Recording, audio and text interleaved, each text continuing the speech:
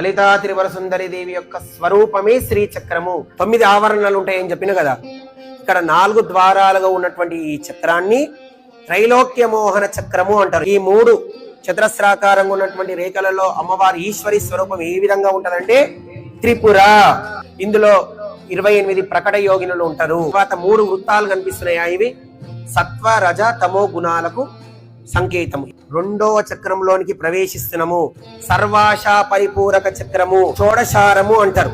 1 2 3 4 5 6 7 8 9 10 11 12 13 14 15 16. చంద్రుని కళలు ఎన్ని?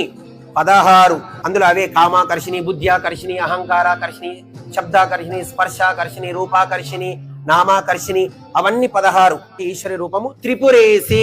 3వది ఎంటర్ అవుతున్నాం. అష్టదళ పద్మము అంటారు. ఎందుకంటే 8 ఉంటాయి. వాటిని సర్వ సంక్షోభన చక్రము అంటారు. అష్టమూర్తి స్వరూపము. అష్టమూర్తులు అంటే ఎవరు?